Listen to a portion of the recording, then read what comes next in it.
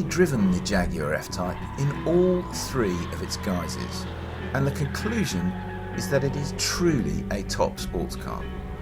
But is it good enough to square up to, or perhaps even beat, the legendary Porsche 911? That is what we went to some of our favourite Welsh mountain roads to find out.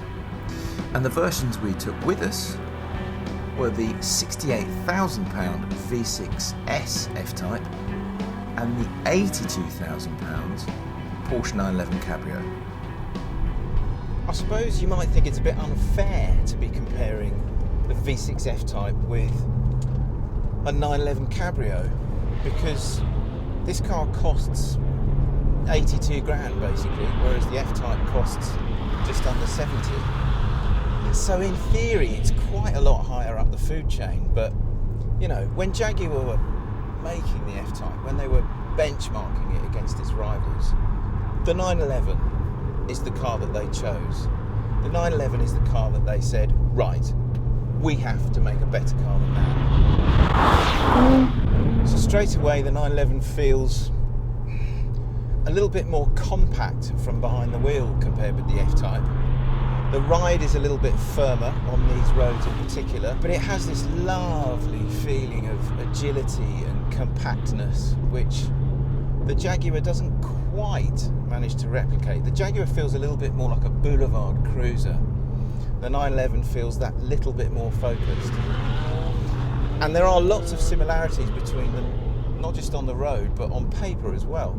Because although the Jaguar has quite a lot more power at 375 bhp, the 911 has 345 bhp, and the Jaguar has more torque, 339 pounds-feet compared with 288 pounds-feet.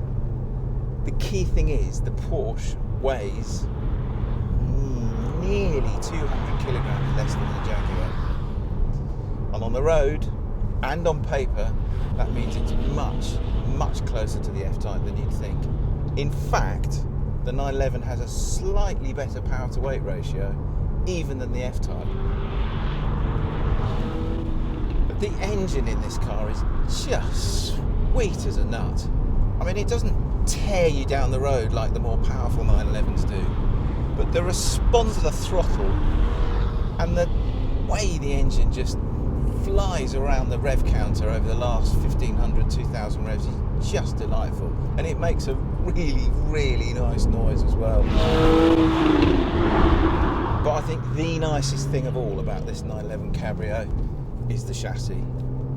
It's a peach, it really is. At low speed it feels quite stiff, but when you get a bit of momentum going, it really starts to smooth out. And although this has got electric steering and there have been complaints that the steering hasn't got enough feel, I don't know, this car steers really nicely. I actually think it might steer a little bit better than the F-Type. The body control in this thing is just brilliant, as are the brakes. Wow, Porsche really know how to do brakes. The V6S F-Type is not the most powerful F-Type you can buy or the fastest, but it is, says Jaguar, probably the sweetest of the three within the range. And that's because, according to Jaguar, this one has the sweetest steering, the most approachable handling, and the best mix of proper real-world sports car performance, but usability as well. But I know what Jaguar means, because it is quick, it's very quick, but it does have this lovely kind of friendly, approachable personality to it, the V6S. It doesn't feel too quick for its own good.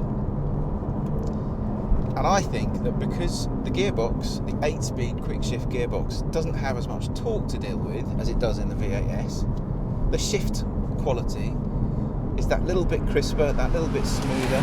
It feels very similar to me to a DSG, and that's what Jaguar wanted to achieve with the gearbox. It also makes a lovely lovely noise. Listen to this.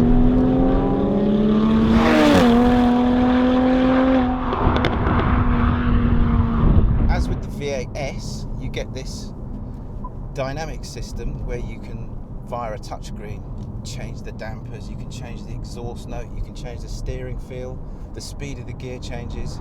I like that, it's good, it works. There is no question that the F-Type handles, really handles. On the road there is virtually no understeer whatsoever, and the traction is really good. You get a limited slip diff, a mechanical limited slip diff in the V6S, whereas in the V8S you get an electronically controlled diff, but it works very well indeed. The steering's pretty nice as well. It's a little bit lighter, a little bit less meaty than the steering of the V8S, and I think it's actually better as a result, because it just has this lovely fluid quality to the way you can steer this car. You kind of guide it down the road with your mind almost. So we spent 2 days on the road in the F-Type V6S and the 911 Cabrio, and it's a really interesting contest because in many ways they're very different, but they're definitely appealing to the same kind of market. The Jaguar is a bit more of a kind of a bruiser, if you like. The 911's a bit more clinical in everything it does. They're very similarly matched on performance. I think the 911 has the sweeter chassis. I just prefer driving it hard. It really does give everything you give to it, it gives you back with top speed. It really is a lovely thing to drive. So is the F-Type. But I think overall, the Porsche just about nicks it. It goes to that extra level, and I guess that's what happens when you have been making a car for 50 years rather than 6 months. The F-Type is really good.